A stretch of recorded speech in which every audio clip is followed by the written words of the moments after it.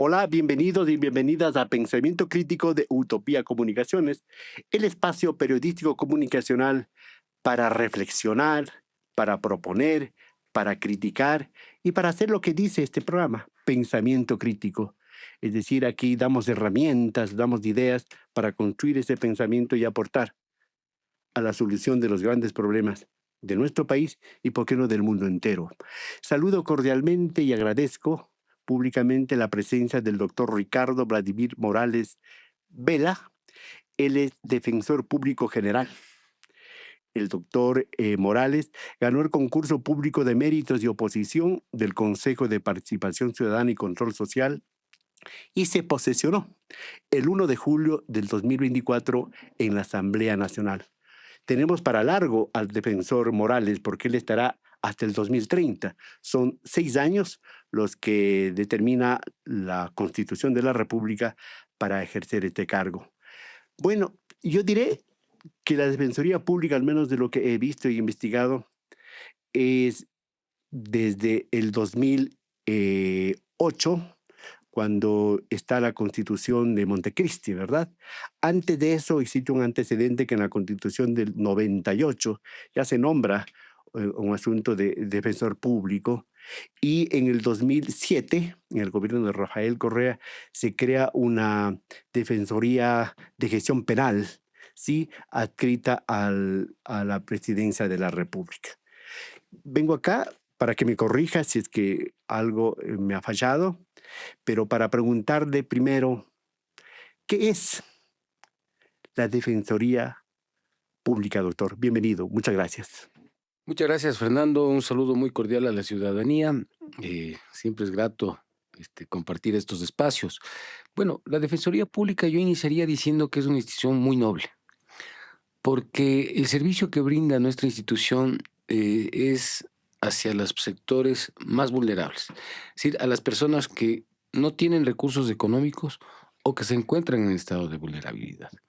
Espacios que nos han permitido a nosotros en estos cortos 8 meses realmente tratar de, en principio, institucionalizar a la Defensoría Pública, porque recordemos que venía de una etapa de un encargo con un defensor público encargado de alrededor de 5 años, y el primer paso que nosotros concluimos al iniciar la gestión es precisamente tratar de institucionalizar.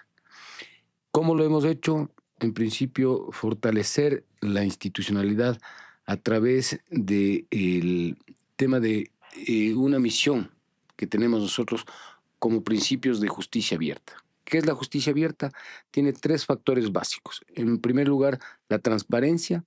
En segundo lugar, la participación ciudadana y la colaboración institucional, tanto nacional como internacional. Basándonos en esta y en la misión que tiene la Defensoría Pública, reitero, es una misión muy noble que tenemos, muy noble, que es hacia los ciudadanos más pobres, de los ciudadanos que están en sectores vulnerables y que lógicamente están sin un abogado particular. Diríamos en términos comunes, a través de la Defensoría Pública tiene derecho a que se haga justicia, a que se conozcan sus casos, los de a pie que se llama ahora, ¿verdad? Los que, para que no sean solamente los de poncho, los que han sido o han recibido el peso de la ley, sino ahora es para toda la gente, porque esa es una obligación del Estado, y más que obligación, yo diría una convicción de mi invitado de ahora.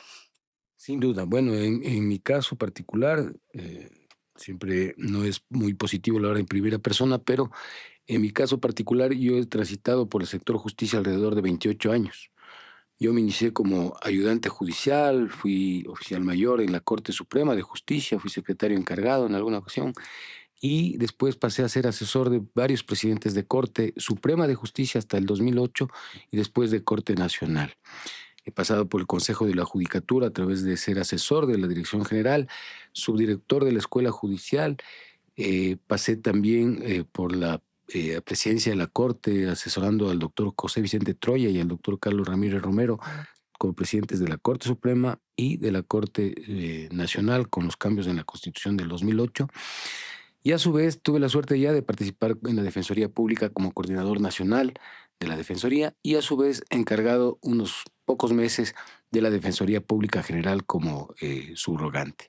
Y bueno, los últimos años, luego de eso, estuve asesorando en la Secretaría de Derechos Humanos en el tema del órgano consultivo, perdón, el órgano del Consejo de Rehabilitación Social y a su vez en la Comisión de Pacificación. Entonces, el doctor Ricardo Morales no es un desconocido en la materia, sino que ha ido construyendo su carácter, su convicción y su personalidad dentro de las varias instancias, tanto de la operación de justicia como del servicio público, ¿verdad? Ahora sí, la gente dirá, pregúntele, Fernando, al doctor Ricardo Morales, ¿qué mismo hace? ¿Cuáles son los procederes, el camino que cumple la Defensoría Pública para dar lugar a que haya justicia, no solamente para el Poncho, sino para todos? Sí, la misión fundamental de la Defensoría Pública, quizás un poco en los años anteriores, ha sido tergiversada. ¿Por qué? Porque la institución nos han tenido como quienes vigilamos o defendemos los derechos de los delincuentes. Y eso en mi corto tiempo del cargo de defensor público general, he tratado de visualizar de diferente manera y que es la que corresponde. ¿Por qué? Porque si bien es cierto, constitucional y legalmente nosotros defendemos a las personas que se encuentran procesadas o que son sentenciadas o que se encuentran en estado de ejecución de su pena, sin embargo, eso en el ámbito penal, nuestra misión va más allá. Va en el ámbito social, cuando, por ejemplo, defendemos los derechos de los alimentados, en el caso de temas de juicios de alimentos para en favor de los niños, niñas y Entonces, ahí adolescentes. sería, ¿cuáles más son las materias que le Correcto. toca a la Defensoría? En lo penal, en tema de, ya digo, la defensa de los derechos de procesados, víctimas o en ejecución de pena, a las personas que son víctimas de violencia, por ejemplo, es una misión que en el ámbito penal también hace la Defensoría Pública. En lo social, en la defensa de los derechos en los temas de alimentos en favor de los niños, niñas, adolescentes. En lo laboral, en favor de los trabajadores. Somos referentes a nivel regional, la Defensoría Pública en el tema de movilidad humana. Tenemos un programa que se llama Justicia Lejos de Casa, en el cual nuestra página web permite que los ciudadanos que se encuentran en el extranjero puedan acceder a asesorías o a su vez en el caso que sean juicios de nuestro país, en el caso de patrocinio inclusive, para la defensa de sus derechos. En temas de inquilinato también nosotros procedemos. Tenemos la mediación, que es otro ámbito importante en el Ecuador y que está creciendo porque es una forma de solucionar los conflictos de una diferente manera, ¿no? Y la Defensoría Pública está dando mucha importancia. Si bien es cierto, tenemos en 2 ciudades centros de mediación, pero el objetivo es distribuirlos en el resto del país. Entonces son temas que la Defensoría Pública los ha manejado, pero sobre todo quiero dar 2 ejemplos y del trabajo que hace la Defensoría Pública y cuál es la importancia que tiene. Y les decía que, si bien es cierto, somos defensores de procesados, sentenciados y de ejecución de pena, pero nuestra labor va más allá.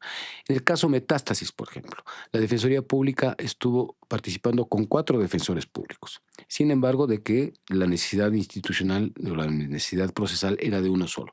¿Pero por qué razón? Porque había el riesgo de que se caigan las audiencias y a su vez se provoque la caducidad de la prisión preventiva respecto a los procesados. Entonces nosotros, lógicamente en coordinación con Corte Nacional, con Fiscalía, procedimos a dar 4 defensores públicos que estuvieron presentes todo el mes que se llevó la audiencia. Con eso, ¿qué conseguimos? Que se dé el debido proceso, que haya precisamente el derecho a la defensa y también que se permite el acceso a la justicia. Y le doy otro ejemplo. En Cuenca, el famoso alias Palanqueta, el cual se encuentra detenido en la cárcel del Turi, ¿no? En una audiencia de tipo telemática por Zoom, con la presencia de un defensor, pretendía que, como ya iba a provocarse la caducidad de prisión preventiva en unos 15 días, que no se dé la audiencia. En efecto, lo que Se hace estaba es dilatando y dilatando, ¿no? exactamente. Entonces lo que hace es llamar a través de terceras personas desde un país extranjero, le llaman al defensor público, le dicen, mira, conozco tu domicilio, tu dirección y tus hijitos que viven ahí. Así que desconéctate. En riesgo de eso, en efecto, el defensor público lógicamente su familia, se desconecta. Se suspende la audiencia y se dicta nueva fecha. Yo recién llegado, recién posesionado como defensor público, me llama el presidente de ese entonces, el doctor Álvaro Román, me dice, Ricardo, por favor, tenemos que hacer esta audiencia, coordina con los defensores. Entonces, llamo a Cuenca, a SUAY, al director de la SUAY, y le digo, ponme dos defensores, por favor, dos defensores para que no falle esta audiencia. Y si no pueden, si van a tener temor, nosotros desde Quito la hacemos. Entonces, en efecto, se dio la audiencia y con eso, ¿qué evitamos? Primero, que se falle una audiencia. Segundo, que no se dé una caducidad de prisión preventiva, que era lo que pretendía. Y tercero, se evitó la impunidad y como cuarto, lógicamente, que esté en libertad una persona privada de libertad de ese riesgo para la sociedad. Claro, porque vale puntualizar el hecho de que los PPL que están presos no han perdido el derecho a buscar un debido proceso, a buscar que le defiendan, ¿verdad? Lo que pasa es que al rato se estigmatiza y se utiliza eso como un nuevo relato. Y otra cosa interesante que usted plantea del asunto de que la Defensoría Pública va a la gente, ¿sí? Va a la gente, es decir, se va abriendo campo y se vuelve una especie, yo diría, itinerante, ¿verdad? De territorio, ese tipo de cosas. La gente dirá, bueno, ¿cómo opera? Bueno, ¿Cómo opera la Defensoría Pública? lo que acaba de señalar es fundamental y creo que es una de las labores principales de la institución.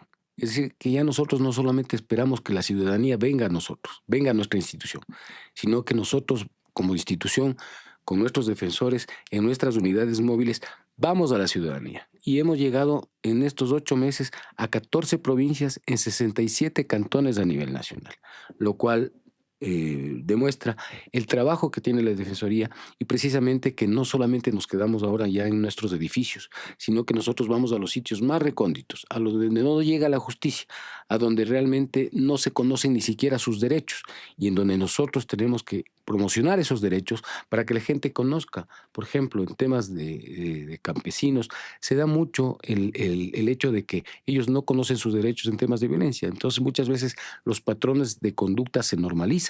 Ejemplo, que el marido pegue a la mujer, etcétera. Y ellos, al no conocer sus derechos, muchas veces no los denuncian y son afectados de esos derechos.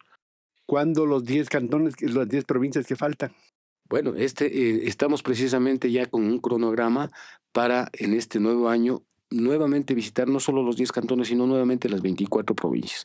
La labor de la Defensoría Pública es estar junto al ciudadano, es estar promoviendo derechos, es brindar asesoría y brindar patrocinio en el caso necesario. Pensamiento Crítico de Utopía Comunicaciones está dialogando con el doctor Ricardo Morales Vela, defensor público general del Ecuador. Bueno, la gente dirá, ahora vayamos al talento humano. ¿Cuál es el perfil de los abogados que incursionan, que ingresan a la Defensoría Pública para hacer esta labor que parecería facilita, es decir, es un burócrata más, y me parece que no lo sería? Bueno, yo creo que el defensor público tiene una característica especial. Tiene que ser servicial y tiene que ser buen ser humano.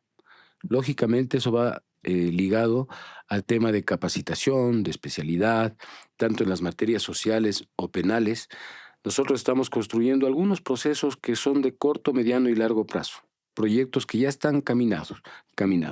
Por ejemplo, yo he propuesto que con las otras instituciones de la función judicial, como es Corte Nacional, como es el Consejo de la Judicatura, la propia Fiscalía General del Estado y con el propio Ejecutivo a través del SNAI y la Policía Nacional, formemos o creemos un instituto de altos estudios jurídicos judiciales.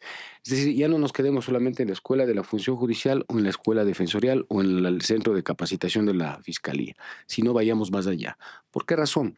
Porque yo considero que si hubo un bache, si hubo un hueco en la formación de nuestros jueces, de nuestros fiscales y de nuestros defensores hace más de 10 años cuando fueron nombrados, porque si bien es cierto, la escuela judicial en ese momento hizo un proceso de capacitación, de formación de alrededor de 3 meses, pero en la práctica quienes ganaron esos concursos fueron, una vez que les designaron jueces, les designaron fiscales, les designaron defensores, tuvieron que ir a aprender en su cargo, es decir, ya sea como jueces, como fiscales y como defensores en el camino, lo cual, lógicamente, nosotros hoy. Se va generando carrera, se va creando carrera. Exactamente, pero el problema es que lógicamente no fueron formados debidamente. Yo lo que estoy proponiendo es una formación que sea como en otros países. Yo he tenido la suerte de estar en España, en Francia, y la formación, por ejemplo, o en Italia, la formación es diferente. Se forman un año de formación en todas las materias generales del derecho, ¿no? Quienes participan en un concurso público. Es decir, en el concurso público, previo a que participen en ese concurso, están y se están formando en las carreras de derecho, en las materias generales. Quienes participan, doy un ejemplo, para las 1000 vacantes del concurso público y ganan ellos. Este primer año les va a servir como una maestría, pero los 1000, si son 4000, si los 1000 que entran al concurso y ganan ese concurso, ya sea para jueces, fiscales y defensores, se especializan en cada una de sus materias de vocación y de especialidad.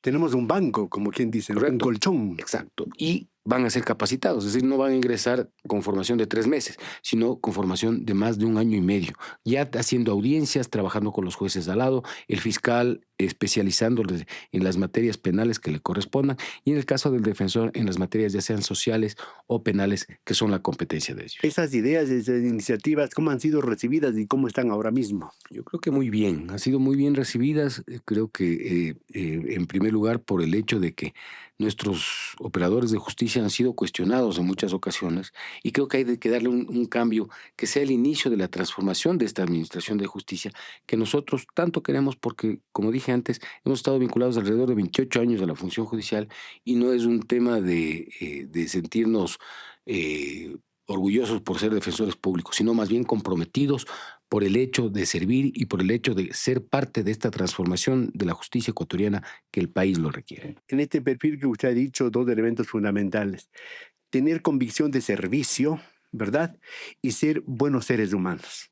Sí, que es un asunto transversal en la vida, en todo desempeño. Hablemos ahora, siguiendo de talento humano. ¿Cuál es el personal que tiene usted? ¿Cuánta gente hay? Me imagino que hay en las 24 provincias, ¿verdad? Defensores provinciales. Cuéntenos un poquito, detállenos así brevemente para que la gente sepa, si nos están escuchando en cualquier provincia del país, no tiene necesidad de venir a Quito, sino ahí cerca, en su localidad, en su territorio, tiene un defensor público y los abogados al servicio de las causas que lo requieren. De acuerdo. Bueno, en la Defensoría Pública somos alrededor de 1250 funcionarios entre la parte administrativa y la parte misional, de los cuales 732 son defensores públicos. Más del 45% son mujeres defensoras públicas y alrededor del 55% hombres defensores públicos. Estamos repartidos a nivel nacional en las 24 provincias del país. Hacemos este trabajo en las diferentes materias, tanto social como penal, y también en las que no son competencia de la Defensoría Pública, contamos como red complementaria a los consultorios jurídicos gratuitos de las universidades, que también hacen un trabajo importante porque son las materias que no tiene competencia la Defensoría Pública y que era un vacío que existía porque un abogado particular muchas veces no se hace cargo de un proceso, por ejemplo, de una cuantía de menos de $1000. De ínfima cuantía que De llaman, ínfima ¿verdad? cuantía. Entonces, ahí están prestando los servicios también los consultorios jurídicos gratuitos que son registrados por parte de la Defensoría Pública y son aprobados para su actividad. Entonces, la Defensoría Pública, sin embargo, de lo cual sí tengo que referir que si bien cuenta con 736 defensores públicos, la normativa internacional señala que deberíamos tener 5 defensores públicos por cada 100,000 habitantes. ¿Cuántos faltan? En la actualidad tenemos un porcentaje de 3.8 defensores públicos por cada 100,000. Entonces estamos hablando de que alrededor de 150 defensores públicos a nivel nacional nos estaría completando la necesidad de servicio institucional que requerimos para la atención a la ciudadanía, que es a quienes nos debemos. ¿Cómo está la capacitación, la actualización de estos profesionales, verdad? Porque el derecho es dinámico, pues, ¿verdad? Eso va cambiando, se va actualizando, tanta cosa. ¿Y cómo se hace el asunto también, diga usted, una especie de seguimiento al desempeño de ellos para ir calificando? Porque en la vida nada es perfecto. habrán algunas manchitas también, pues, ¿no? ¿Verdad? ¿Cómo prevenir aquello? Bueno, la Defensoría Pública, a partir de la creación de la ley orgánica de la institución de la Defensoría Pública, creó la Escuela Defensorial. Acordémonos que antes la Escuela de la Función Judicial era quien regía las tres instituciones como es la Fiscalía, la Defensoría y los propios jueces. Nosotros teníamos ahí las capacitaciones, cierto es, a través de un centro de capacitación, pero lo conseguimos a través de la reforma a la ley, perdón, de la creación de la Ley Orgánica de la Defensoría Pública, conseguimos que se inicie la Escuela Defensorial. Esta escuela defensorial precisamente se encarga de especializar, de capacitar en cursos de formación continua, cursos de capacitación a nuestros defensores públicos en las diferentes materias, ya sea social o penal. Y hoy cabe resaltar un tema que también es importante y que se basa justo en el principio, en la misión nuestra que es de justicia abierta y es el principio de transparencia. Nosotros cuando llegamos, la fiscalía y los jueces tenían una unidad anticorrupción, la Defensoría no tenía. Entonces, claro, cuando yo llego, en realidad me pregunto, ¿y por qué la Defensoría no tiene? Entonces, claro, ahí viene el razonamiento anterior. Quizás la Defensoría Pública estaba contemplada como una institución que defendía los derechos de los delincuentes. Entonces, no, nosotros lo que hacemos es, a través de los dos ejemplos y muchos otros que les puedo dar, es precisamente permite el acceso a la justicia, permite el debido proceso y el derecho a la defensa. Con ese argumento, en una reunión con la Embajada Americana a través de la Dirección Antinarcóticos, les hicimos ver esta situación, que la Defensoría Pública, ¿cuál era la atribución? ¿Cuál es la misión fundamental? ¿Cuál es la importancia, la trascendental importancia de la institución? Y con eso ellos nos han apoyado.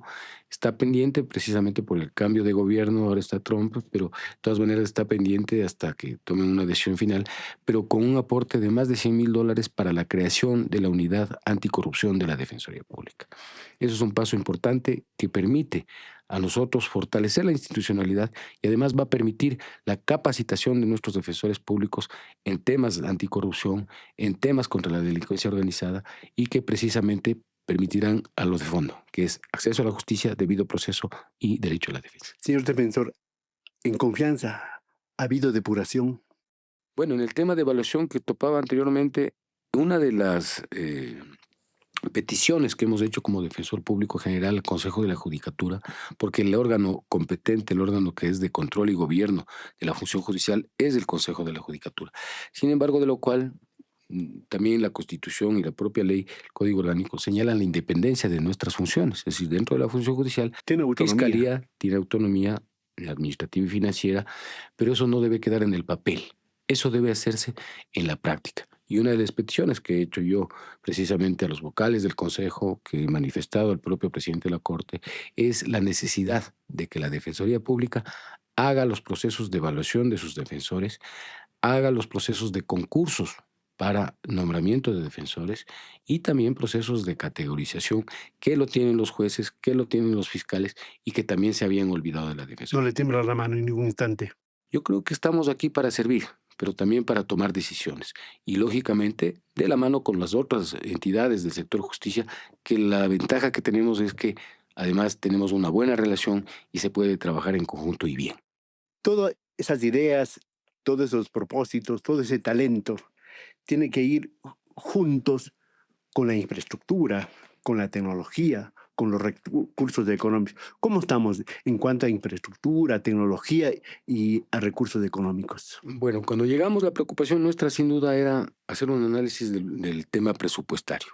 Nosotros tenemos $35 millones de presupuesto anual, de los cuales 34 millones o alrededor de 34 millones se van en gasto corriente. Estamos hablando de más del 95% que se van en sueldos y salarios.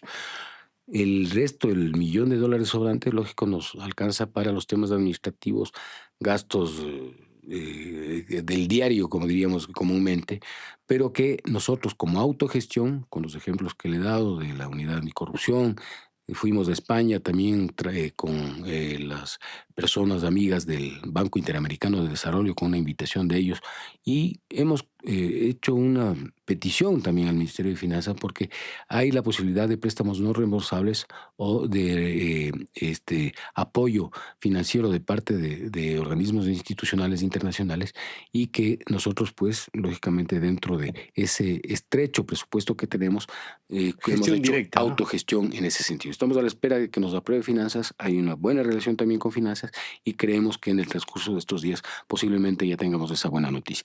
Pero es una necesidad, porque yo siempre comparo, y con el respeto que se merecen las otras instituciones, pero si bien el Consejo de la Judicatura tiene un presupuesto de 375 millones, la Fiscalía tiene un presupuesto de 175 millones, nosotros tenemos apenas 35 millones, lo cual se visualiza y demuestra la desventaja en cuanto a recursos con las otras entidades. Más aún cuando en los 3 últimos años, el nivel de ejecución, particularmente del Consejo de la Judicatura, ha sido del 80 y del 95%. Entonces, a nosotros que nos darían el 2%, representarían $7 millones del Consejo de la Judicatura. Con eso nosotros tendríamos la posibilidad para mejorar infraestructura, mejorar tecnología, mejorar al elemento humano, capacitarlo, pero realmente a veces nos vemos atados de manos porque dependemos de otras instituciones. Entonces, digamos que es nuevo, pues todavía, ¿no? Usted no cumple un año todavía, va a cumplir el 1 de julio, ¿no? Pero eh, usted, supongo y presumo que usted es un hombre autocrítico, ¿sí? ¿De qué se podría vanagloriar hasta aquí en este poco tiempo? ¿Y cuál podría ser su autocrítica hasta ahora? Bueno, yo considero que se han dado pasos importantes. Uno, trabajar en la institucionalidad de la Defensoría Pública. Ya digo, creo que es importante los temas de transparencia, los temas de ir a la ciudadanía, estar con ellos, hacer conocer de los derechos que ellos tienen, promocionar esos derechos. Y a su vez el trabajo que hacen nuestros defensores públicos es fundamental, porque ellos permiten el acceso a la justicia, permiten que se respete el debido proceso y el derecho a la defensa.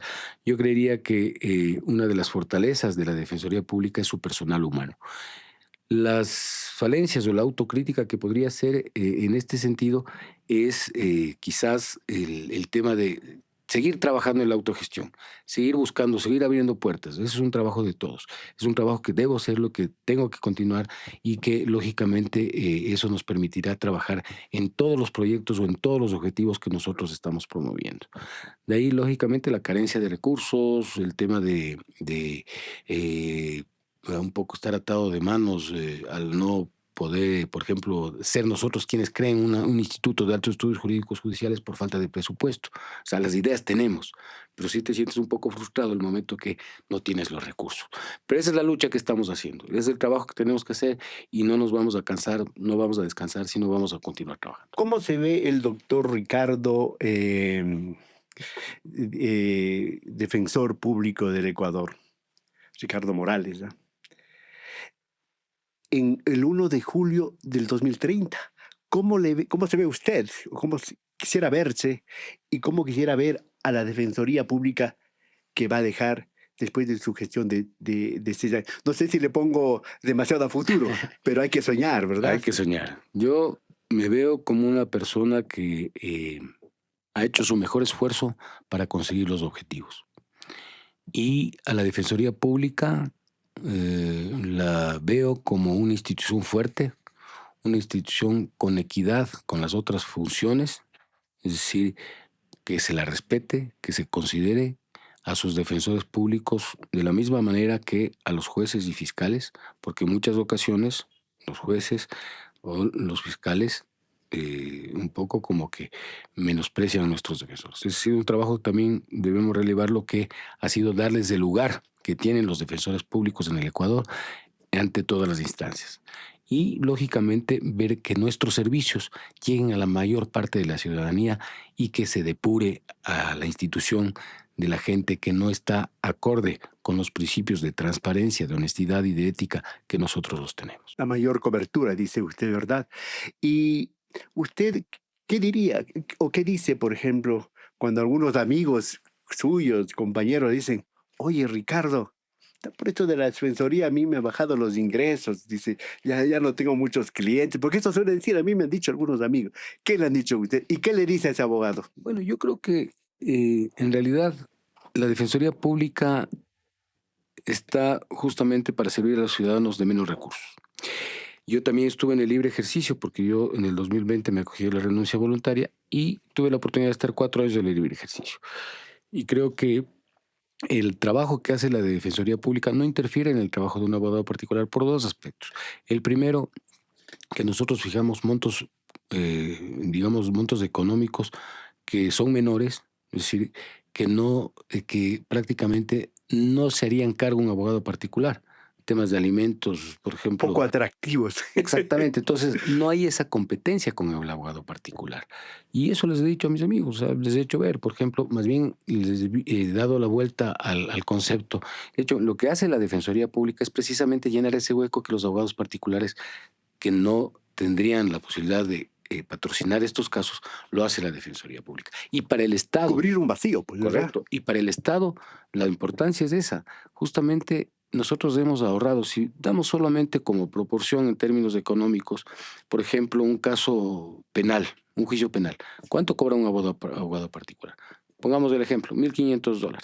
¿No? Si nosotros tenemos una cobertura de más o menos, digamos, entre juicios penales y juicios no penales, de alrededor de 250,000 casos en el año, estamos hablando de que estamos ahorrándole al Estado prácticamente alrededor de 55 millones de dólares que se ahorra no siquiera el Estado, sino el ciudadano común en no pagar esos rubros que son menores, pero que son importantes y que representan un ahorro para el Estado. Claro, usted me hace una media de 250,000 usuarios, ¿verdad? Atenciones, Usuarios patrocinios. atendidos, Ujú. correcto. Bueno, vamos terminando, doctor. Qué pena, siempre se termina. Pero la gente dirá, a ver, aquí hemos hablado, el señor doctor Ricardo Morales nos ha hablado de su experiencia, nos ha hablado del funcionamiento de la defensoría, de los abogados. ¿Y por qué no nos habla de él, pues? Ya Bueno, como ser humano, como ciudadano, ¿cuál es la parte humana de Ricardo Morales? Cuéntenos, confiésese. bueno, Ricardo Morales es un ser humano que trata de dar la mano al otro ser humano siempre. Considero un hombre que no tiene poses, que trato de ser lo más sencillo posible y que ama a lo que le es más importante, que es su familia. Anteayer acabo de ser abuelo, así que estoy muy feliz por ese aspecto. Felicitaciones, ¿ah? Muchas gracias. Está chochando, como Tengo suelen decir. chochando porque tengo 3 hijos varones y es mi primera nieta, así que estoy muy feliz. Me precio de tener unos hijos extraordinarios y lógicamente de tener buenos amigos, de rodearme de gente que aparte de ser gente capaz, es gente que tiene principios, que tiene valores y que son buenos seres humanos. Así que hincha de la Liga Muerte, hincha de los buenos momentos que nos da la vida y de tomarse un buen café con una buena conversación. Muy bien, ese es el invitado de hoy. Yo no sé si, por favor, permítame pedirle que usted invite, convoque a los ecuatorianos, a las ecuatorianas que acudan cuando sea del caso a la Defensoría Pública para hacer valer sus derechos. Con mucho gusto. Gracias, Fernando, nuevamente la invitación. Invitar a nuestros ciudadanos para quienes somos nosotros, nuestra institución está para su servicio. Nuestros servicios son gratuitos, estamos en las 24 provincias del país.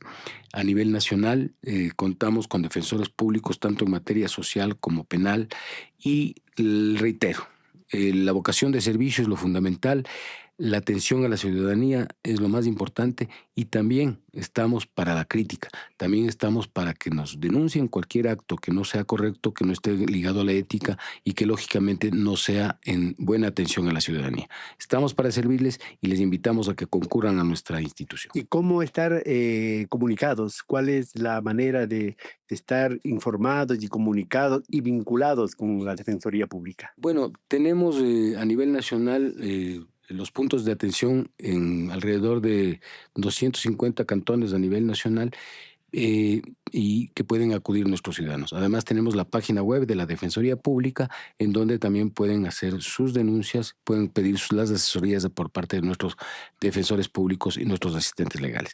La ciudadanía que va a la Defensoría Pública, la primera atención es de un asistente legal que precisamente le va a asesorar y le va a dirigir, si es que es un tema penal, social, etcétera, con el defensor público que pueda asignarse, y si es que es un tema de mediación, pues al centro de mediación de nuestra institución. Así que siempre a las órdenes, las puertas abiertas de la Defensoría Pública y también las puertas abiertas del despacho del defensor público. Igual este medio está abierto Muchas gracias. para conversar de las inquietudes, de las experiencias, de las necesidades, ¿por qué no?, de la Defensoría Pública y de cualquier institución pública de este país. Muchísimas gracias, agradezco la deferencia del doctor Ricardo Vladimir Morales Vela, defensor público del Ecuador, que lo tendremos hasta el 2030 ejerciendo ese cargo, y le deseamos éxitos y que los ciudadanos ejerzan sus derechos, porque para eso estamos aquí, para eso contribuimos y para eso buscamos alternativas para salir de los problemas que sufre nuestro país. Señoras y señores, seguiremos hablando de estos y muchos temas que nos interesan, porque estamos preocupados en que nuestro país vaya por un buen sendero y que los ciudadanos tengamos una vida digna. Señoras y señores, hasta la próxima.